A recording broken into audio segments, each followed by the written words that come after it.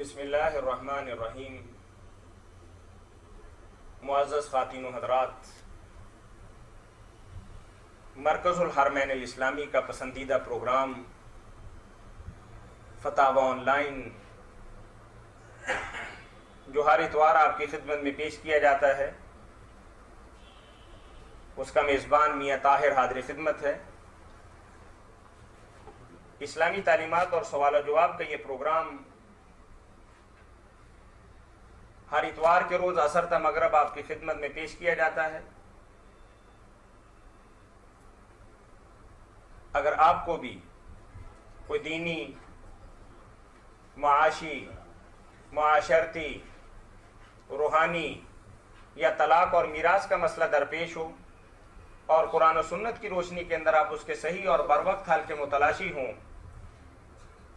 تو ہمارا toll free number note کر لیجئے 0800 11 اس پروگرام میں آپ کی طرف سے آنے والی فون کالز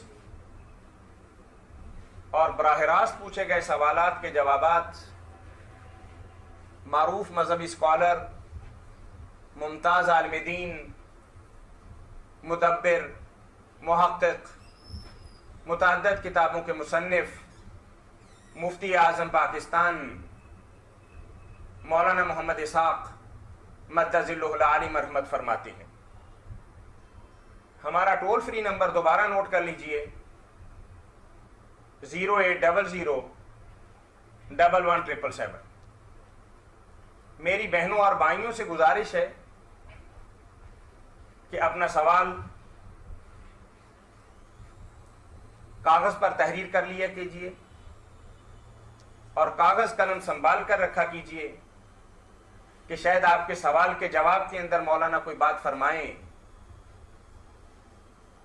اور آپ اسے تحریر کرنا چاہیں۔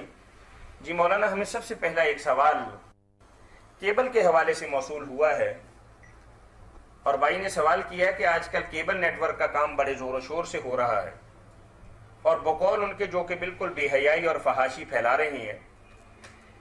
کیبل کے کام سے جو پیسہ کما رہے ہیں حلال ہے یا حرام ہے، اور کیبل گھر میں لگوانا جائز ہے یا ناجائز ہے؟ یہ تعظیم اشرف صاحب کا سوال ہے۔ پہلے کال لیں گے جی۔ السلام علیکم۔ وعلیکم السلام۔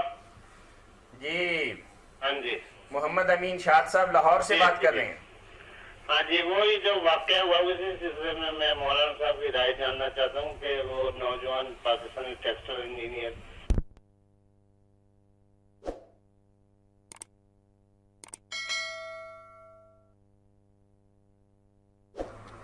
جی السلام علیکم۔ السلام علیکم جی وعلیکم السلام ورحمۃ اللہ۔ مفتی اسحاق صاحب جی مفتی محمد اسحاق صاحب جی، یہ سوال جو آپ کا نے سلسلہ شروع کیا ہے، جی فرمائیے، آپ کیا پوچھیں گے؟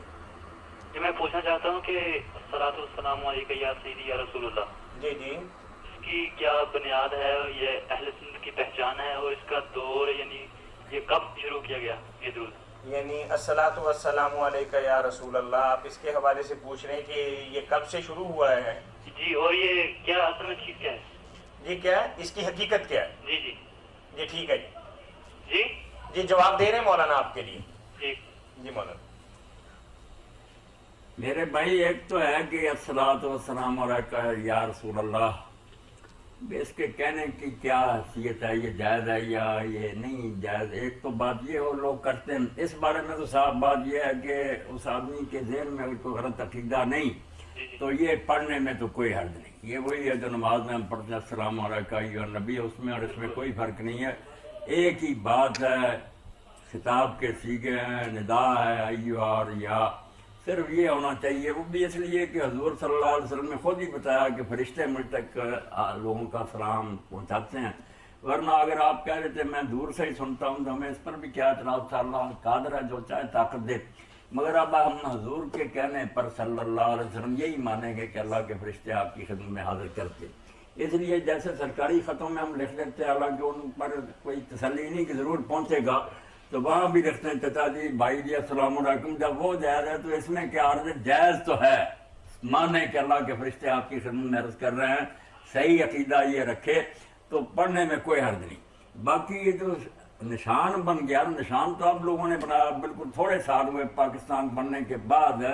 جب لوگ یہاں ہجرت کر کے آئے تو حضرت مولانا سردار احمد صاحب اللہ عنہ پر رحمت اللہ انہوں نے یہ شروع کیا. یا ورنہ بریلوی حضرات بھی موجود تھے, کوئی صلاۃ نہیں پڑھتا تھا اذانوں سے پہلے, ویسے ہی اذان ہوتی تھی. یہ انہوں نے شروع کیا. سب لوگ ابھی زندہ ہیں, جانتے ہیں. تو ایک علامت بنا لی. لوگ اب بھی کہتے ہیں کہ یار ہم نے صرف یہ دیکھنے کے لیے کہ حبیوں کی مسئلہ ہے, یہ خواہ بخواہ کی ایک بات نہیں. یہ تو نیت کوئی نیک نہیں بذات خود, ہر وقت جب بھی چاہے پڑے کوئی بات نہیں, مگر یہ نشان جو بنایا نا یہ تو خیر خواہ بخواہ کی بات. اور پھر اذان سے پہلے تو نہیں تھا. پہلے جو نکلا تھا وہ علامہ شامی رد المختار میں بتاتے ہیں کہ مصر میں پہلے شروع ہوا اور 8ویں صدی میں یہ شروع ہوا کہ وہ کہتے تھے مغرب کے ساتھ نہیں ہوتا تھا, پھر اس کے ساتھ بھی ہو گیا, مگر بعد میں ہوتا تھا جس کو تصویر کہتے تھے کہ اذان ہو گئی, بعد میں تھوڑی دیر بعد پھر دوبارہ دہرانا. اب یہ پہلے بھی نکال لیا, پہلے بھی پڑھے بعد میں. اب تو میں نے سنا ہے کام کے وقت بھی کچھ لوگ کہنے لگے. تو یہ تو خواہ مخواہ دین میں ترمیم کرنے کی باتیں ہیں. درود شریف جن لفظوں کے ساتھ بھی آپ جی چاہیں دن رات اس وقت چاہے پڑھتے ہیں بابرکت ہے, اتنا اجر و ثواب اس کا. اب اس بارے میں کوئی بات دریافت طلب ہے تو آپ پوچھ لیں. جی بھائی, جی بہت شکریہ جناب. اللہ خیر سے رکھے, مہربانی فرمائیں. جی جی مولانا, کیبل کے حوالے سے بھائی نے سوال کیا تھا. کیبل کے بارے میں جب بھائی نے خود ہی کہا کہ اس سے بے حیائی اور فحاشی پھیلائی جا رہی ہے. السلام علیکم. وعلیکم السلام. لائن کٹ گئی تھی. جی کوئی بات نہیں. اب وہ بھائی امین شاد ہے ہاں جی. تو آپ اس کے بارے میں مرحوم کے بارے میں پوچھ رہے ہیں. عامر سے میں تو کئی دنوں کا اخبار ہی نہیں دیکھ سکا. تو اس بارے میں ہمیں زیادہ تفتیش میں پڑھنے کی کیا ضرورت ہے کہ وہاں کیا حالات پیش آئے. تشدد سے وہ بیچارے رخصت ہوئے دنیا سے یا انہوں نے خودکشی معذلہ کر لی, جو بھی ہے وہ معاملہ اللہ کے پاس ہے. اور جو کچھ اس نے کیا تھا پہلے, جو بیان عدالت میں دیا, اور سارے لوگ جانتے ہیں کہ اسے گستاخ رسول پر اس نے حملہ کیا اور انکار بھی نہیں کیا, صاف عدالت میں کہا کہ میں نے کیا. تو یہ تو نیت اس کی ہے نیک, تو بہت اچھی بات, اللہ اس کا اجر دے گا. بعد میں جو کچھ ہوا وہ اللہ کو معلوم ہے. اگر غلطی بھی ہوئی ہے, حالات سے تنگ آ کر اس نے جان دے دی خودکشی کر کے, تو اللہ معاف فرمائے, درگزر کرے. مولانا صاحب پہلے جو 55 دن میں تشدد کے بعد اس کی موت واقع ہوئی, وہ تو صاف ظاہر ہوتا ہے کہ اس نے ایسی حرکت کی نہیں کہ دنیا داری کا اگر بندہ ہوتا نا تو وہ پی ایچ ڈی کرنے اور اس طرح کے چکر میں نہ جاتا. نہیں, میں تو آپ نے بات لمبی کر دی نا, اس بحث میں پڑھتا ہی نہیں نا کہ تشدد سے انہیں مارا گیا, یا تنگ بھی آ جاتا نا مار کھاتے کھاتے پولیس کی. کئی لوگ بیچارے کہتے ایسے تو مر جانا بہتر ہے. یہ وہ قیدی جو ہے مجاہدین امریکہ کی قید میں جزیرے میں, ان کا کئی بار آیا کہ وہ بیچارے پھر مرنے کی کوشش کرتے ہیں, کیا کریں. تو کوئی بات نہیں, اللہ تعالیٰ اس کی نیت کے مطابق اجر دے گا. آپ امین شاہ صاحب اس حوالے سے آپ ہم سے کیا پوچھنا چاہ رہے ہیں؟ میں یہ پوچھنا چاہتا ہوں, میرا ذہن میں یہ آتا ہے کہ اس نے غازی عظم الدین شہید کی. میں ایک بات کرتا ہوں کہ دینی حوالے سے آپ ہم سے اس سلسلہ میں کیا رہنمائی چاہ رہے ہیں؟ میں یہ چاہتا ہوں کہ مولانا صاحب کا تبصرہ اس بارے میں سننا چاہتا تھا, لیکن یہ نہیں. میرا تبصرہ تو یہی ہے کہ گستاخ رسول پر جو حملہ اس نے کیا بالکل ٹھیک کیا. باقی بعد میں جو کچھ وہ اللہ کو بہتر معلوم ہے, اگر غلطی بھی ہوئی تو اللہ معاف کرنا. بالکل صحیح. جی چلیں. چلیں, بہت شکریہ سر آپ. تو کیبل کے بارے میں خود بھائی لکھ رہے ہیں کہ اس سے بے حیائی اور فحاشی پھیلائی جا رہی ہے. تو پھر پوچھنے کا کیا سوال ہے کہ وہ حلال ہے یا نہیں. ان الذین یحبون ان تشیع الفاحشہ, جو نامراد یہ چاہتے ہیں کہ لوگ مسلمانوں میں بے حیائی پھیلے, ان پر تو اللہ رسول کی ناراضگی ہے, لعنت کے مستحق ہیں وہ لوگ.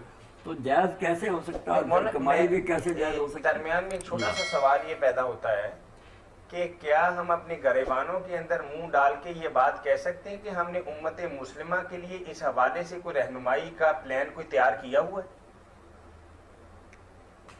یعنی ایک آدمی یہ چاہتا ہے کہ اپنے گھر پہ بیٹھ کے دینی حوالے سے کوئی رہنمائی حاصل کرے, تو کیا ہم نے کبھی سر جوڑ کے اس حوالے سے کچھ اس خدمت کو سر انجام دینے کے بارے میں کوئی پلان بنایا؟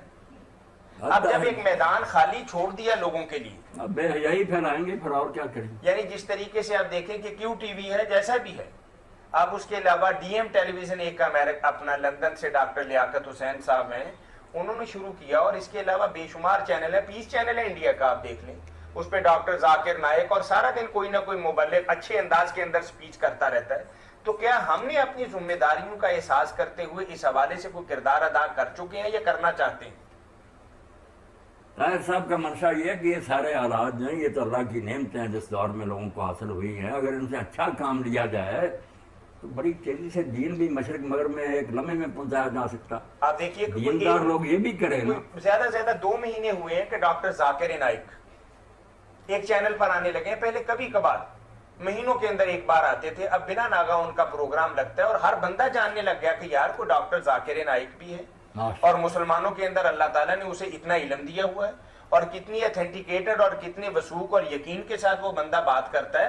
اب مولانا بچے کی زبان پر ڈاکٹر ذاکر نائک کا نام آ گیا، تو کیا ہم اس حوالے سے کیا اپنی مطلب کوئی ایسی ذمہ داریاں ادا کر رہے ہیں جو ہمیں کرنی چاہیے، اور خالی یہ بات سوچ کے کہ یہ غلط ہے، غلط تو ہے، لیکن غلط کو ہم کس طریقے سے اپنے دین کے حوالے سے اور امت مسلمہ کے حوالے سے استعمال کر سکتے ہیں، یہ شاید ہم کبھی نہیں سوچتے۔ اس کو کس طریقے سے مولانا کرنا چاہیے؟ بس یہی ہے نا کہ جیسے دیر تک کہتے رہے کہ یہ سپیکر جو ہے یہ اعلیٰ اللہ ہے، یہ گانے بجانے والوں کا اعلیٰ، ہم نہیں ہاتھ لگائیں گے، نہ خطبہ اس پر پڑھیں گے، نہ نماز پڑھیں گے، بہت دیر کر دیا، حرم شریف تک میں بھی ہو رہا ہے خطبے پہ، تو اللہ کی ایک نعمت جو سامنے آتی ہے اس سے دور دور رہنے کا کیا فائدہ؟ اس کو اپنے ہاتھ میں لیں، اس سے اچھا کام لیں، برے کام والوں کو پیچھے ڈالیں کہ وہ نہ کر سکتے۔ دین کے حوالے سے جتنا مطلب کام ہمارے ملک میں ہو رہا ہے شاید اتنا کم کسی بھی دنیا کے غیر مسلم خطے کے اندر بھی نہیں ہو رہا، ہم سب سے پیچھے ہیں، یعنی الفاظ کے اندر، جملوں کے اندر، اپنے خطبات کے اندر تو ہم سب سے آگے ہیں۔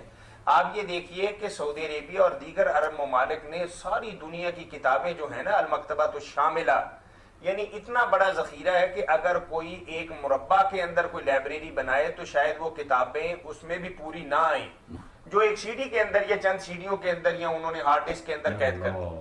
98 کتابیں مدر بکس، اور ہمارے ہاں صرف آج کل ایک آدھ کتاب آئی ہے تفہیم القرآن کے بارے میں پتا چلا کہ 5 سیڈیوں کے اندر، 6 سیڈیوں کے اندر انہوں نے ان لوگوں کے لیے تفہیم القرآن کو ریکارڈ کر دیا کہ جو لوگ پڑھ نہیں سکتے لیکن دین کی بات سن سکتے ہیں اور سمجھ سکتے ہیں۔ اب 6 سیڈیوں کے اندر ایک مکمل جلد جو ہے وہ تفہیم القرآن کی آ گئی، اور اس حوالے سے بہرحال مولانا کی بات بڑی اہم ہے اور قیمتی ہے، اور خاص طور پر ان حلقوں کو جو اس سلسلے کے اندر اپنا کردار ادا کر سکتے ہیں، کیبل کے حوالے سے انہیں اپنی ذمہ داریوں کا احساس کرنا چاہیے، اور اس حوالے سے ان کو میدان کے اندر آ کر کوئی کام کرنا چاہیے تاکہ اس کا سدباب کیا جا سکے۔ اور بات بھائی کی صحیح ہے کہ یہ بے حیائی جتنی پھیل رہی ہے، کیبل کا اس کے اندر بہت بڑا کردار ہے، لیکن کوشش کی جا رہی ہے کہ کسی حد تک اس کردار کو ختم تو نہیں کیا جا سکتا، کم کیا جا سکتا ہے۔ اللہ مہربانی۔ جزاکم اللہ خیر۔ مولانا ایک سوال ہمیں اور موصول ہوا ہے، اور ہمارے بھائی یہاں حافظ موجود بھی ہیں، حافظ محمد ایوب صابر صاحب، انہوں نے قسطوں کے حوالے سے سوال کیا ہے، چونکہ اس میں کچھ 2 اس وقت طبقے بن چکے ہیں کہ ایک طبقہ تو قسطوں کی چیزوں کو بالکل جائز اور حلال کہتا ہے، اور آپ جیسے علماء کرام شاید ایک آدھ آوازی ہو آپ کی پورے پاکستان کے اندر کہ آپ قسطوں کے کام کو ناجائز قرار دیتے ہیں۔ تو بھائی کا سوال یہ ہے کہ قسطوں پر جو چیز ملتی ہے کہ اصل قیمت ہونی چاہیے یا زیادہ بھی لی جا سکتی ہے، اور قسطوں والی قیمت اور عام قیمت کے اندر اگر کوئی فرق نہ ہو تو کیا یہ جائز ہے؟ کال لینے پھر جواب دیں۔ جی السلام علیکم۔ السلام علیکم۔ جی وعلیکم السلام ورحمۃ اللہ۔ اسحاق صاحب بول رہے ہیں؟ جی جی گل کری میرے بچے کا مسئلہ۔ جی جی میرے بچے کا نا پیدائش سے پہلے کا مسئلہ ہے، میرا بچہ ہونے والا تھا، ہاں میں نے کہا دماغ کی پانی ہے بچے کو، جی جی لیکن انہوں نے بچہ کی نوعیت نہیں دیتی۔ اچھا چلیے میں آپ کو ایک بات کرتا ہوں کہ آپ کا جو مسئلہ ہے نا یہ روحانیت کے ساتھ تعلق رکھتا ہے، یہ دینی معلومات اور تصحیح کے ساتھ نہیں ہے۔ آپ اسی نمبر پہ جمعرات کے دن صبح 9 بجے سے 4 بجے تک کال کر لیں، جمعرات کے دن صبح 9 بجے سے 4 بجے تک انشاءاللہ کال کر لیں، مولانا آپ کی رہنمائی فرما دیں گے۔ بالکل آپ کی بات بیان سنیں گے اور انشاءاللہ جو مناسب بات ہوگی۔ جی وعلیکم السلام ورحمۃ اللہ۔ جی قسطوں کے حافظ صاحب نے کیا لکھا؟ انہوں نے پوچھا کہ اگر قیمت ایک ہی ہو تو مطلب نقد کی بھی اور ادھار کی بھی، پھر تو اس میں کوئی مذاکرے والی بات ہی نہیں۔ پھر تو بہت اچھی بات ہے نا کہ جس نے ادھار پر بھی یہ اتنے پیسے رکھے، شاباش، یہی تو میں کہتا ہوں۔ السلام علیکم۔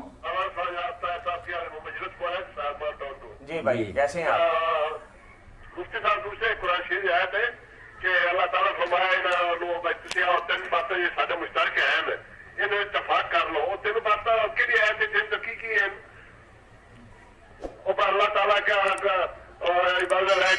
کوئی شریک نہیں، جن چیزیں ہم سننا ہے میں شاید بات نکالا ابھی سمجھا نہیں سکیا. نہیں سمجھ لی بات. آپ وہی آیت جو صورت ہے نا آل عمران میں اس کی بات کر رہے ہیں نا. قُلْ يَا أَهْلَ الْكِتَابِ تَعَالَوْا إِلَىٰ كَلِمَةٍ سَوَاءٍ بَيْنَنَا وَبَيْنَكُمْ. اے اہل کتاب آ جاؤ ان تین باتوں پر جو ہمارے درمیان مشترک ہیں. اللہ نعبد الا اللہ ولا نشرک بہ شیئا ولا يتخذ بعضنا بعضا اربابا من دون اللہ، کہ اللہ کے سوا ہم کسی کی پوجا نہ کریں، اس کے ساتھ کسی کو شریک نہ کریں، اور آپس میں ایک دوسرے کو رب نہ بنائیں، کوئی کسی کو دوسرے کو رب نہ مانے. تین باتیں. اور کہا جو منہ پھیریں گے تو پھیرتے رہو، ہم تو مسلم ہیں. جی الحمدللہ. تین باتیں. ان کا سوال یہی ہے کہ اگر قیمت الگ الگ ہو تو پھر کیا حکم؟ الگ الگ ہو. جی جی السلام علیکم. وعلیکم السلام. جی مولانا صاحب. جی الحمدللہ تشریف فرمائیں. یہ میں نے پوچھنا تھا کہ گوشت کھانے کے بعد اسپیشلی اونٹ کا. جی بالکل، میں سوال آپ کا لکھا ہوا ہے، میں پڑھ دیتا ہوں. بھائی کا سوال یہ تھا کہ اونٹ کا گوشت کھانے کے بعد وضو کرنے کے اندر کیا حکمت ہے؟ یہی سوال ہے نا آپ کا؟ یہ سوال اور یہ حدیث صحیح ہے یہ ذرا کنفرم کرنا. جی آپ کو جواب دے دیں. اوکے. حدیث تو میرے بھائی صحیح ہے کہ اونٹ کا گوشت کھایا. جس نے پوچھا کہ کیا بکری کا گوشت کھانے کے بعد آپ نے کریں وضو، تو آپ نے فرمایا جس کا جی چاہے کر لے. پھر اس نے کہا اونٹ کا، تو فرمایا آپ کرو وضو. تو اب اس بارے میں اختلاف تو یہ ہو گیا کہ یہ جو اونٹ کے گوشت کھانے کے بعد وضو کا کہا، یہ حکم ہے وجوب کے درجے کا کہ وضو ٹوٹ گیا ہے اس لیے نیا وضو کرو، یا صرف اچھی بات ہے کہ تم کر لو.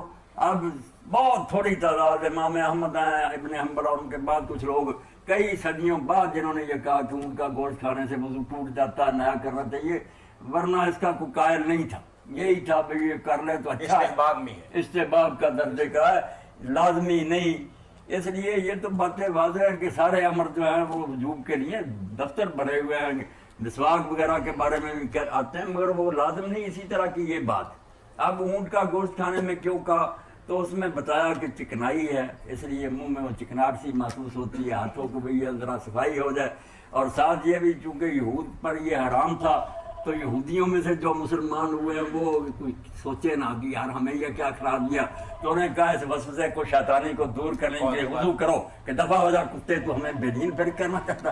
یہ شاہ ولی اللہ رحمۃ اللہ نے حجت اللہ بارگاہ میں. تو ان حکمتوں کی وجہ سے اگر کر لے تو بہت اچھا. بہرحال اچھا تو ہے. جزاکم اللہ خیر. جی جی مولانا، مطلب استحباب کے درجے. حجت اللہ البالغہ میں شاہ ولی اللہ رحمۃ اللہ نے جو نواقض وضو کے بارے میں بات کہی ہے نا، اس کو سارے اہل علم کو یاد رکھنا چاہیے. بحثیں تو ختم ہی نہ ہوتی کہ اس سے بھی ٹوٹ گیا، اس سے بھی ٹوٹ گیا. اتنی نہیں بات ہے. جن چیزوں سے وضو ٹوٹتا وہ حضور نے اس طرح چھپا کر نہیں کہی کہ کسی کو پتا اور کسی کو نہ پتا. وعلیکم السلام ورحمۃ اللہ. ہاں جی بھائی، ایک پوچھنا تھا، یہ جو بچوں کے سر منڈواتے ہیں جو نوزائیدہ بچے ہوتے ہیں، جی تو ہم نے سنا ہے کہ رسول اللہ صلی اللہ علیہ وسلم ان کے بال کے برابر چاندی کا وزن کر کے وہ خیرات کرتے تھے. جی جی. تو یہ پوچھنا ہے کہ یہ مسنون طریقہ یہی ہے. اور دوسری بات یہ پوچھنی تھی کہ یہ اس کے حقدار کون ہیں، کن لوگوں میں دیا جانا چاہیے یہ جو بچے کے اب بچہ جو نیا پیدا ہوتا ہے تو اس کا سر جب منڈوایا جاتا ہے تو اس موقع پر جو چیزیں مسنون ان میں عقیقہ بھی ہے، اور ان میں سے یہ بھی ہے جو رسالت مآب علیہ السلام نے سیدۃ النساء سے حضرت فاطمہ زہرا سے فرمایا کہ حسن اور حسین رضی اللہ عنہما کی پیدائش کے بعد کہ سارے ان کے منہ کرنا، ان کو توڑ کر اس کے برابر چاندی صدقہ کرنا، یہ آپ نے فرمایا تھا. اس لیے یہ سنت ہے کہ جتنی اس کی مقدار اور وزن ہو بالوں کا اتنا پیسے دے دے یا چاندی دے دے. تو حقدار تو وہی لوگ ہیں جو صدقے کے حقدار ہوتے ہیں، غریب، یتیم، بیوہ، مسکین وغیرہ، ان کو ہی دینا ہے. ٹھیک ہے جی ٹھیک ہے، بالکل نیک عمل ہے، صحیح حدیث سے ثابت ہے. صحیح. مطلب یہ مسنون طریقہ یہی ہے، مسنون کرنا چاہیے لڑکی اور لڑکے لڑکے دونوں کا، دونوں کے لیے. دونوں کے لیے. اچھا، دوسرا یہ پوچھنا تھا کہ لڑکی کے عقیقے کے لیے ایک بکرا ہونا چاہیے؟ لڑکی کے لیے ایک جانور کافی ہے، لڑکے کے لیے 2 ہے. لڑکے کے لیے 2. اور اس جانور کے لیے کچھ شرائط بھی ہیں کہ وہ کیسا ہونا چاہیے؟ جو شرائط بیان کی جاتی ہے نا قربانی والی، ہاں جی ہاں جی، وہ نہیں ٹھیک. یہ قیاس ہے. قربانی کے احکام آپ نے الگ بیان فرمایا. عقیقے کے جانور کے لیے کہیں نہیں آتا کہ اس کی اتنی عمر ہو ہاں جی، یا وہ ایسا ہو کوئی نہیں. बहरहाल अपनी हैसियत के मुताबिक तो मेरे भाई अच्छी से अच्छी चीज अल्लाह के रास्ते में देनी चाहिए, मगर शर्तें कोई नहीं इनकी, शर्तें कोई नहीं है। नहीं कोई शर्तें नहीं। ठीक है, बहुत मेहरबानी थी, बहुत मौलाना उसको इस तरीके से ले सकते हैं कि जैसे कुर्बानी के लिए को 2 दांत वाला हो, इतना हो, इतना हो, तो जिस तरीके से हमने किसी इदारे को बकरा सदका करना हो तो उसके लिए बहुत ज़्यादा शराइत पेश नज़र नहीं होती। किसी दीनी इदारे को या किसी और जगह पे या किसी बंदे का सदका देना हो तो हम ये बहुत ज़्यादा उसके अंदर ना शर्त शराइत नहीं करते। तो इसी तरह अकीके के जानवर के अंदर भी बहुत ज़्यादा शराइत नहीं है। ना इसकी उम्र की कोई कायदा है, ना इसके लिए कोई और शर्तें हैं कि ऐसा हो, उसमें कोई ये ऐब ना हो, ये ऐब ना। बाकी एक बात जो हजरत उर्वा इब्न ज़ुबैर ने कही ना, और वो मुअत्ता इमाम मालिक में, वो उसूल के तौर पर याद रखनी चाहिए कि जब भी कोई किसी की खिदमत में तोहफा पेश करता है। कॉल लेते हैं। अस्सलाम वालेकुम। जी वालेकुम अस्सलाम। तो आपसे पहले भी मेरी काफी दफा बात हुई है, तो एक का मसला मैंने ये पूछना था कि ये मैंने थोड़ा किसी बात के लिए जो बंदा कसम उठाता है कि ये काम मैंने नहीं करना और इस बात की कसम है, तो वो फौरन बंदा ये भी कह दे कि नहीं भाई कसम कोई नहीं, तो क्योंकि पता होता है कि वो काम करना ही करना है, तो है और काम करना ही करना है, तो फिर इसमें कुफारा देना पैना है कि नहीं? लघु कस्में ऐसे बात बात पे बंदा कसम उठाता है और पता भी है ये ऐसे ही है। जी बात समझ गए मौलाना आपकी। क्या बात? मेरी बहन आपने ये कहा है कि कसम उठाई कि मैंने ये काम नहीं करना, हाँ, हालांकि करना भी होता है, बाद में वो करती भी है। नहीं वो काम जिस घर का कोई काम था ना, तो मियाँ और देवर के सामने बोला कि ये मैंने, मुझे कसम है मैं अगर आपकी किसी मामले में, मेरे देवर की शादी थी तो मैंने कसम उठाई कि मैं अगर किसी बात में बोलूँ तो या आपका कोई काम करूँ तो मुझे कसम है, और शादी में तो मुझे हर बात में बोलना तो घर ही मेरा था। तो फौरन ही वैसे गुस्सा मुझे एकदम से आ गया ना, तो फौरन ही मैंने कहा नहीं अल्लाह मियाँ मेरे बगैर तो ये शादी होनी ही नहीं, गुजारा ही नहीं है, तो कोई कसम शसम मेरी कोई नहीं। तो वो फिर फौरन कह भी दिया कि नहीं अल्लाह मियाँ कसम नहीं मैंने कसम उठा ली, फिर साथ ही कहा कि नहीं कोई नहीं कसम वसम नहीं। अब आपके कहने से तो बात खत्म नहीं ना होगी, क्योंकि अल्लाह ताला फरमाता है वहफज़ू ऐमानकुम, कि अल्लाह का नाम इतना बेकदर नहीं है कि तुम ऐसे खाम खा लो और उसको सरसरी बात समझो। जब एक बार कहा कि अल्लाह की कसम मैं ये काम करूंगा या नहीं करूंगा, तो अब उसके खिलाफ जब नजर आया ना कि ये तो ठीक बात नहीं, दूसरा बात पहलू दुरुस्त है, तो करना तो यही चाहिए कि उस कसम को तोड़ दिया जाए। मगर वो कसम तोड़ते वक्त भी ये हरजाना देना पड़ेगा कि या तो 3 रोजे लगातार रखे या 10 मिस्कीनों को खाना खिलाए। 10 मिस्कीनों को होता है कि 60 मिस्कीनों को होता है? 10 मिस्कीनों को खाना खिलाना है। अच्छा। 60 नहीं, 60 वो और बातों पर है। ये कसम का कफारा जो 3 रोजे या 10 मिस्कीनों का खाना, ये तो देना ही पड़ेगा ना, ताकि आदमी जुबान को कंट्रोल में रखे कि अल्लाह का नाम इतना सरसरी नहीं है, अल्लाह अजीम है, साहिब जलालत है, उसकी हुकूमत है, उसका नाम मुसलमान ले। 30 रुपए से बंदा समझो तो 200 बंदा दे दे। जी क्या फरमा रहे हैं आप? 20 रुपए की मस्कीन समझे तो 200 बंदा दे दे। नहीं ये तो ऐसे अल्लाह ताला को टरखाने वाली बात है। आप साहिब हैसियत हैं, आप कपड़े लेकर दें 10 मिस्कीनों को, 10 मिस्कीनों ताकि एक दफा सजा मिल जाएगी तो इंशाल्लाह आइंदा बंदा एहतियात करेगा। अच्छा, तो दूसरा ये है कि जैसे मैंने आज से पहले भी बात की थी ना कि मेरी चूड़ियाँ गुम हो गई हैं, तो मैं अपने घर के मुलाजमों से कसम उठवा सकती हूँ कि आप उठाएं? हाँ ठीक है। बहुत अरसा पहले बहन ने सवाल किया था कि मेरे घर से कुछ जेवरात चोरी हो गए। हाँ जी। मुझे शक है कुछ अपने घर काम करने वाली बीवियों पर। हाँ जी। तो मैं उनसे हलफ लेना चाहती हूँ कि ऐसा करना मेरे लिए कुछ जायज है? जायज है मेरी बहन, जायज है। आप उनसे हलफ उठवा सकती हैं। अगर आपको शुबह है ना कि शायद इन्होंने चोरी किया हो, तो आप उनसे कसम दे सकती हैं कि हलफ उठाओ कि तुमने ये काम नहीं किया। चलो ठीक, कसम दे सकती हैं। चलो ठीक है, मेहरबानी। मौलाना हमारे यहाँ तो एतमाद पर एक दूसरे की कसम उठा लेते हैं, कभी पर्या पंचायत के अंदर या किसी मुकदमे के अंदर। तो मुझे एक वाकया याद आ रहा था कि एक ईसाई औरत के साथ हमारा कुछ मामला बिगड़ गया कि उसने चोरी की। तो वो कहती कि मैं कसम देने के लिए तैयार हूँ। तो हमें एक ईसाई ने कहा कि ठीक है, इसकी कसम नहीं लेनी, इसके मोहल्ले के फलां आदमी की कसम लेनी है। वो बंदे ने कहा कि मैं 2 दिन बाद सोच के जवाब दूँ। 2 दिन के बाद उसने कहा जी कि बताएं आप मैं किस तरह का हलफ दूं, मैं तैयार हूं। तो हमने पूछा कि भाई तुम कैसे तैयार हुए? वो कहता है जिस बीबी पर तुमने इल्जाम लगाया था मैं उसे नहला के धुला के चर्च के अंदर लेकर गया, उसने वहां जाकर हमारे अकीदे के मुताबिक कसम उठाई, अब मैं उसकी कसम पे कसम उठाऊंगा। क्या हमें भी ऐसा करना चाहिए जो आपस के अंदर हलफ वगैरह हम उठाते हैं? अब जो क्रिश्चियन था उसको तो ये करना ही ना चाहिए, ईसाइयों में तो कसम है ही ना। کسی طرح نہیں، یہ وہ اس نے غلط کہا یا نہیں تو شاید ہمیں راضی کرنے کے لیے کہا. کہہ دیا. عیسائی جو ہے نا وہاں تو بائبل میں صاف لکھا نا کہ مسیح علیہ السلام نے کہا کہ تمہیں یہ قسم نہیں کسی معاملہ میں دینی چاہیے، تمہاری بات ہاں یا نہ ہو، ویسے سچ بولو کہ جو ہے بتا دو، قسم نہیں عیسائیوں میں، اس لیے یہ تو خواہ مخاطر کھانے کے لیے کہہ دیتے ہیں. باقی یہ مسلمانوں میں بھی جو ہے نا کہ قسم لینی ہے، اس کی فلاں سے لینی ہے. اب فلاں بیچارہ کیا جانتا ہے، وہ بھی یہی کرے گا کہ اس سے قسم لے گا یا لوگوں سے پوچھے گا، پھر وہ اپنے علم کی حد تک کہہ دے گا کہ میں نے جو پتہ کیا اس کے مطابق یہ بات ہے، حالانکہ ہو سکتا ہے بیچارے کو کسی نے صحیح نہ بتایا ہو. تو فائدہ کوئی نہیں آگے سے آگے لوگوں کو نا لپیٹ میں لینے کا. بہتر یہی ہے کہ جس خبیث پر شبہ ہے نا، اگر وہ جلتا تو جل جائے، اس سے قسم لے بس، اور کسی کو برباد کرنے کی کیا ضرورت ہے. اس وقت تو اگر چور پکڑا جائے تو وہ ایک قسم کیا وہ کروڑ قسم کھانے کے لیے تیار ہے کہ میں چور نہیں ہوں. تو پھر معاملہ پھر طاہر اگر وہ ایسا کرنے پر تیار ہے تو کسی اور کی آپ کہیں گے وہ بھی اسی سے پوچھے گا نا، کم وقت مجھے بتا دے، اس کے ساتھ ہی سامنے بھی وہ قسم اٹھا دے گا. نہیں ہم یہ ایک سٹیج بڑھ گئی، باقی وہ آ کر بھی یہی کہے گا کہ بھائی میں نے پوچھا ہے. صحیح ہے، صحیح، کچھ نہیں فائدہ. اچھا جزاکم اللہ خیر. یہ تو جب ایک معاملہ میں حضور کے سامنے کیس آیا نا تو آپ نے کہا کہ اس سے قسم لے لے. پہلے مسلمان سے پوچھا کہ کوئی ہے ثبوت، اس نے کہا نہیں. تو یہودی تھا مخالف، آپ نے کہا اس سے قسم لے لے. وہ کہنے لگا اس کو قسم کی کیا پرواہ. تو آپ نے فرمایا اگر یہ بے ایمان تباہ ہو جائے گا تو ہوتا رہے، حل اس کے سوا کیا ہے کہ مدعی ثبوت دے، اگر ثبوت نہیں تو جو انکار کر رہا وہ قسم دے، بات ختم. چھپا جائے گا تو آخرت کس لیے، پھر اللہ خود نپٹے گا. جزاکم اللہ خیر. مولانا یہ قسطوں کے حوالے سے ایوب صابر صاحب کا سوال اب تھوڑا واضح ہوا ہے کہ اگر قیمت کے اندر فرق ہو، نقد قیمت اور ہو اور 2 سال کے بعد جو آپ نے ادائیگی کرنی ہے تھوڑی تھوڑی کر کے یا یکمشت وہ زیادہ ہو، تو اس کے بارے میں شرعی حکم کیا ہے؟ آج پھر واضح فرما دیں. اس کے بارے میں تو میں نے کئی بار بتایا کہ کوئی صاحب علم خدا کے لیے مجھے یہ بتائے کہ اس میں اور سود میں اگر وہ فرق کر سکتا تو کر کے دکھائے. کہ نوٹ میں 100 کا دیتا ہوں آج اور مہینہ بعد 105 دیتا ہوں سال بعد، وہ سب یہ کہیں گے سود ہے.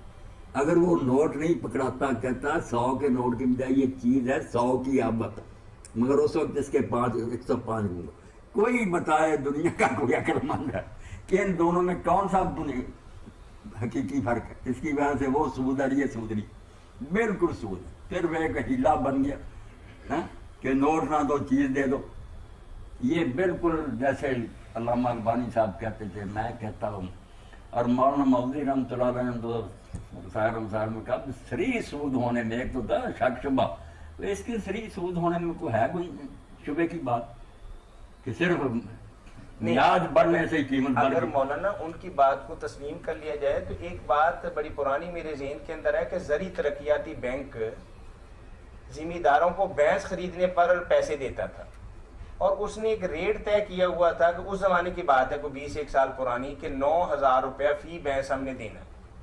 یعنی در حقیقت وہ یہ بھینس خرید کے دیتے تھے ایک طرح سے، لیکن وہ کہتے تھے کہ ہم آپ کے ساتھ کہاں کہاں مارے پھریں گے، آپ یہ انہیں 9,000 روپے اپنی مرضی سے بھینس لے لیں، اور 1 سال یا 2 سال جو ایک مدت طے ہوتی تھی اس میں کو 12-13 ہزار روپے واپس کرنے پڑتے تھے.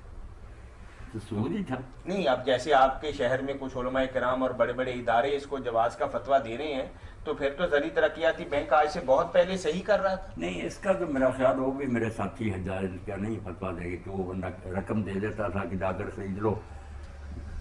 یہ نہیں، شاید وہ بھی کہیں گے، نہیں کہہ دیں گے اگلے دور میں. اچھا کہہ دیں گے، ورنہ یہ نقل ادھار کی بات تو نہیں. یہ تو ایک آدمی نے دوسرے کو ادھار دیے کتنے پیسے، وہ بھینس لے کے دو جی. مولانا ایک بندے کا تو کاروبار ہے، لیکن ایک بندہ کاروبار ہی اس نوعیت کا شروع کرتا ہے کہ جی میں آپ کو بتائیں کون سی چیز آپ کو چاہیے. یعنی بے شمار لوگ ایسے ہیں مولانا، معذرت کے ساتھ، کہ ادارے بنے ہوئے ہیں، وہ کہتے ہیں کہ آپ اپنی ڈیمانڈ بتائیں کہ کیا خریدنا چاہتے ہیں. وہ انویسٹ کرتے ہیں آپ کے لیے یا آپ کو پیسے دے دیتے ہیں کہ آپ اپنی مرضی سے اپنے یہ حساب جو سے. بینک کہتے ہیں اسلامی، ان کا یہ ہے نا کہ اس کا نام مرابہ رکھ لیا کہ نفع لیتے ہیں، خرید کر دیتے ہیں، پھر زیادہ نفع پر بیچتے ہیں، بس پردہ ڈال دیتے ہیں ایک بات پر. یعنی آپ کا فتویٰ یہی ہے کہ میرا اس طرح کا فتویٰ تو کام. زیادہ وہ یہ ہے کہ اگر کوئی شخص نقد ادائیگی کر سکتا ہے تو آپ نہیں نا یہ حوصلہ رکھتے ادھار دینے کا، تو آپ نہ دیں اس کو، کہیں نکالو نا پیسے. آپ کے پاس جب پیسے کیوں نہیں نقد دیتے؟